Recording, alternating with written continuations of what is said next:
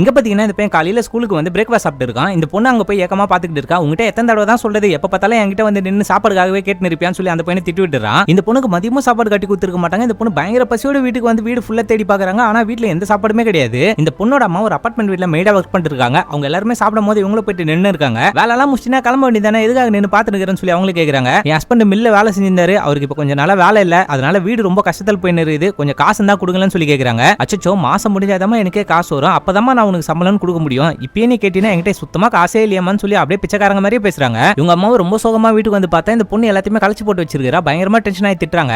வீட்டுல எதுவுமே செய்ய மாட்டீங்களா, எனக்கு ரொம்ப பசி எடுக்குதுமா, காலையிலயும் சாப்பிடல மதியமும் சாப்பிடல, என்னதாமா நீங்க நினைச்சுக்கிறீங்கன்னு சொல்லி இந்த பொண்ணு திட்டுறா. கோச்சிக்காதமா, அப்பாவுக்கு வேற கொஞ்ச நாள் வேலை இல்லமா, அதனால தான் நம்ம குடும்பம் கொஞ்சம் கஷ்டமாகுது, அட்ஜஸ்ட் பண்ணிக்குமான்னு சொல்றாங்க. சும்மாலாம் சொல்லிருக்காதமா, அப்பா சும்மா திண்டு தூங்கினுக்கிறா சொல்லி ரொம்ப மரியாதை இல்லாம பேசுறாங்க. இவங்க அம்மா பயங்கர டென்ஷன் ஆயிட்டு அந்த பொண்ணை போட்டு புலக ஆரம்பிச்சிடுறாங்க. அவங்க அப்பா தான் வந்து சண்டையை தத்து கொஞ்சம் சமாதானமும் பத்துறாரு. அண்ணாச்சி கடையில இருந்து கடனா கொஞ்சம் வெள்ளத்தை அவங்க அப்பா வாங்கிட்டு வந்திருப்பாரு. அதை கரைச்சு ரெண்டு பேருக்குமே ஒரு டம்ளர்ல ஊத்தி கொடுக்குறாங்க. இந்த பொண்ணு குடிக்க மாட்டேன்னு சொல்றாங்க. இவங்க அப்பா தான் சமாதான பத்தி கொடுக்குறாரு. பசங்க சாப்பாடு கேட்கறதுல எந்த தப்புமே கிடையாது, நம்ம தான் அவங்களுக்கு ஒருவேளை சாப்பாடாச்சு வயிறார கொடுக்கணும், அதுக்கு நம்ம தான் முயற்சி பண்ணணும்னு சொல்லி அவங்க ரெண்டு பேருமே பேசிக்கிட்டு இருக்காங்க. இவங்க அப்பாவுக்கு மில்லுல இப்போதைக்கு வேலை இல்லாதனால நைட் வாட்ச்மேன் வேலைக்கு இப்போதைக்கு போயிட்டு இருக்காரு. அப்படியே கொஞ்ச நாள் போகுது. மாசம் முடிச்சதுமே இவங்க அம்மாவுக்கு சம்பளமும் கொடுக்குறாங்க. இங்க பாருங்க, இன்னைக்கு எனக்கு சம்பளம் கொடுத்துருக்காங்க, சமையலுக்கு தேவையான பொருள்லாம் வாங்கிலாம்னு சொல்லி பேசுறாங்க. கோதுமை மாவும் உருளைக்கிழங்கு வாங்கி வச்சா போதுமா, அது நம்மளுக்கு ரொம்ப நாளைக்கு வரும்னு சொல்லி பேசுறாங்க. ஆனா இவங்க அம்மா மைதா மாவு தான் வாங்குன்னு சொல்றாங்க. பொண்ணுக்கு மைதா மாவு ரொட்டினா ரொம்ப பிடிக்கும், நான் அதுதான் வாங்க போறேன்னு சொல்றாங்க. மைதா மாவு ரொம்ப ரேட் அதிகமா, கோதுமை மாவுனா நிறைய வருமான்னு சொல்றாரு. அதெல்லாம் முடியாதுங்க, குழந்தை எப்பவுமே ரொட்டியை தாங்க விரும்பி சாப்பிடுவா, அவளுக்காக நம்ம மைதா மாவு வாங்கிக்கலாம் சொல்லி மைதா மாவையும் இருந்த எல்லா காசுக்குமே வாங்கிடுறாங்க.